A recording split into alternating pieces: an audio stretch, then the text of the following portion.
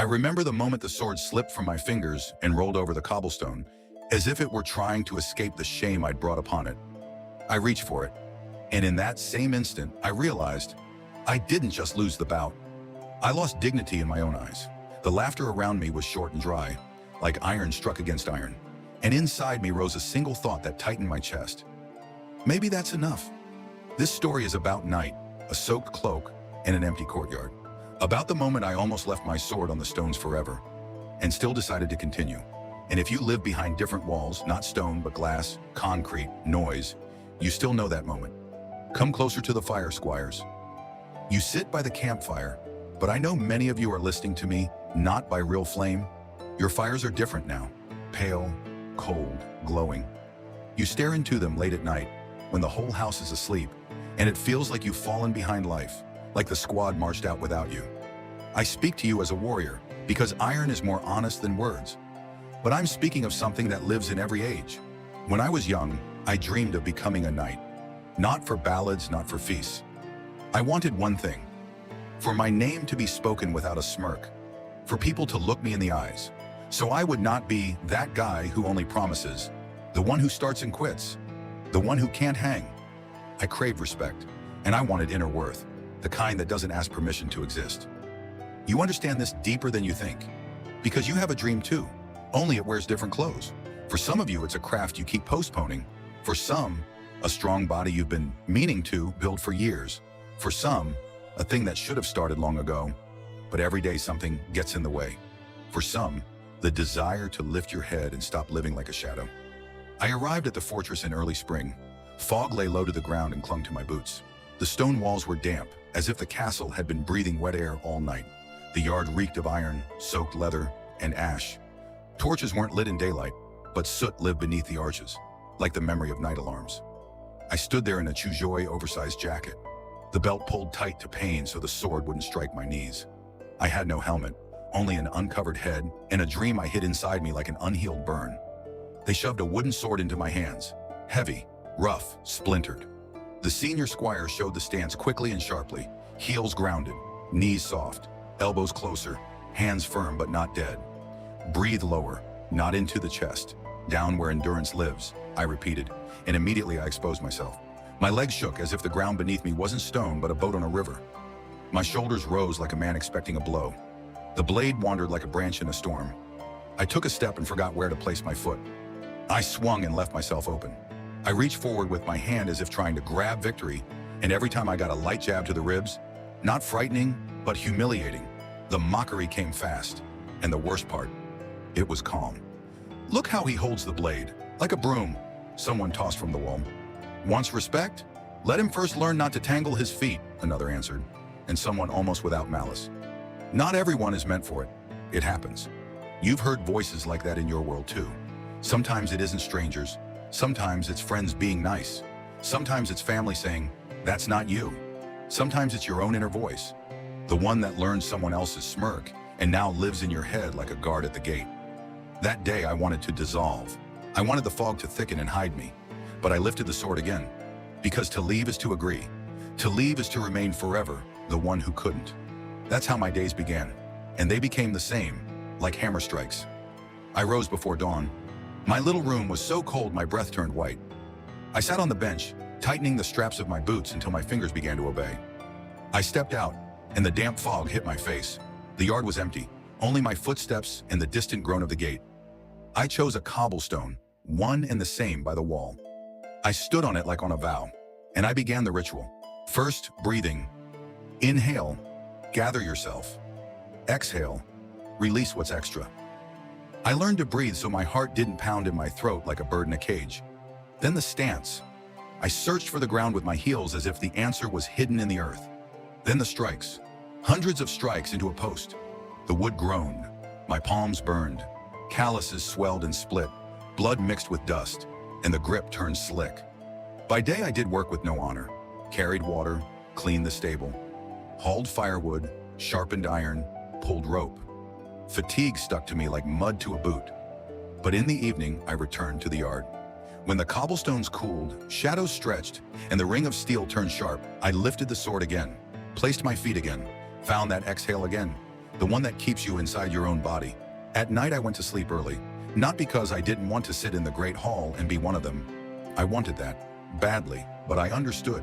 If I want to become someone, I must first become strong where no one sees.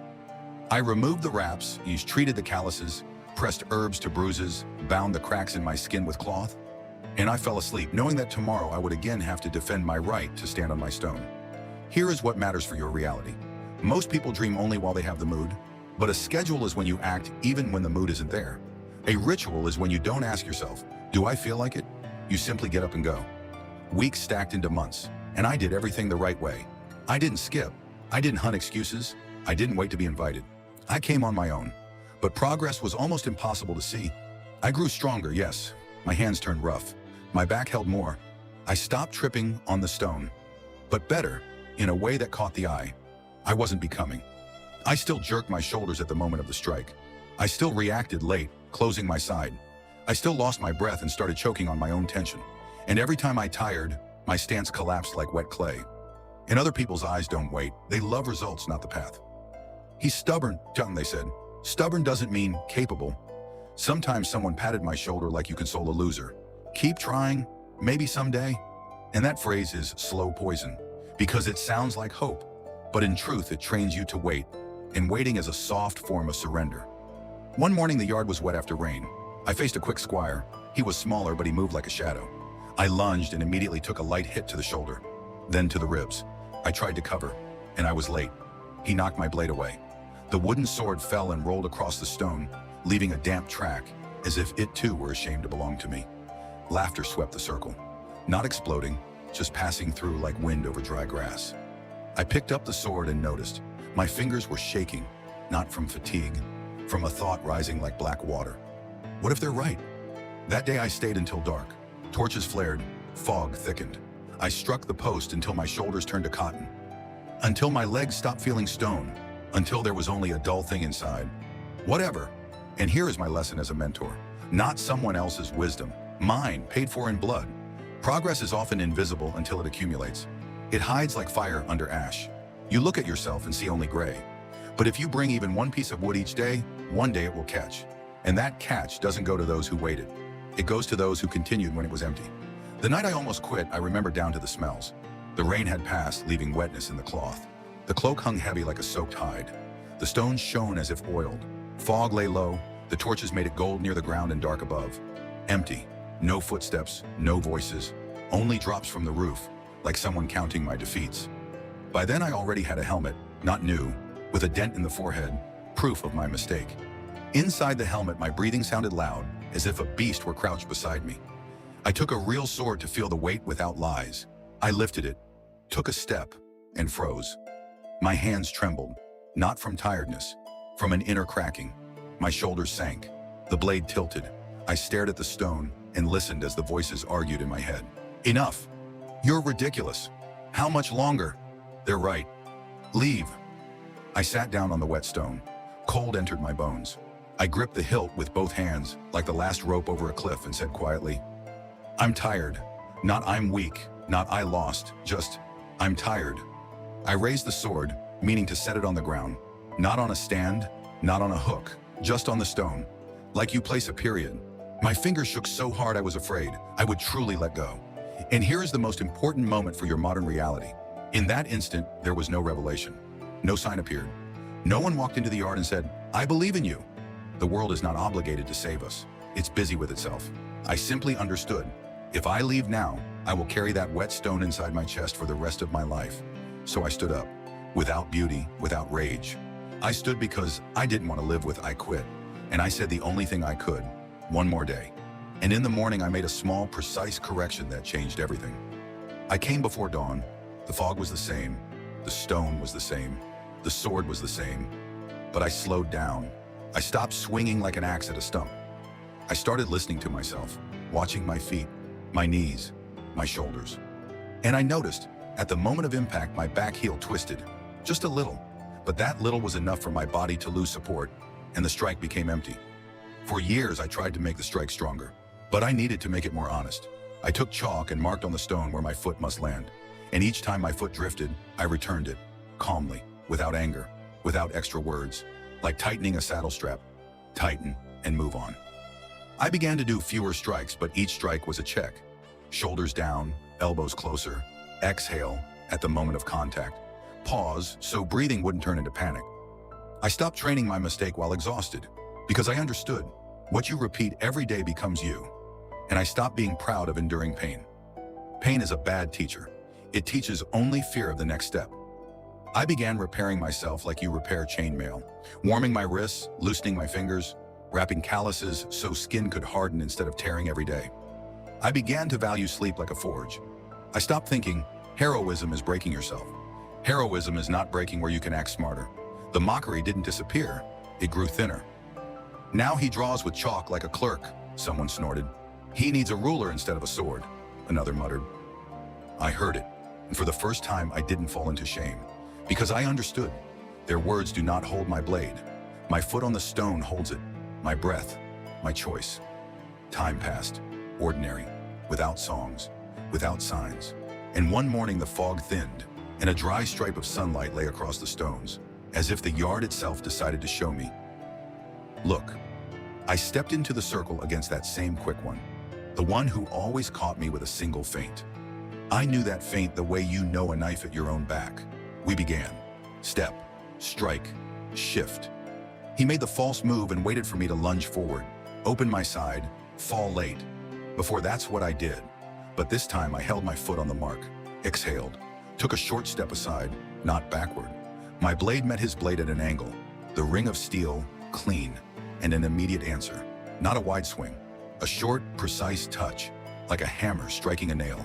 On the shoulder, light, real. He froze for a fraction of a second, and I understood. Progress lived in me the whole time. It was simply quiet. We separated without noise. No one shouted, and that was right. He looked at me and didn't smirk. He only nodded. Good, he said quietly. Again. I lifted off my helmet. My forehead was wet, my breathing steady, and for the first time in a long time, I didn't look at the ground. I looked straight ahead, not arrogantly, calmly, like someone who understood. Respect is not charity. It is a track left by your steps. Now, one last strike for your modern reality.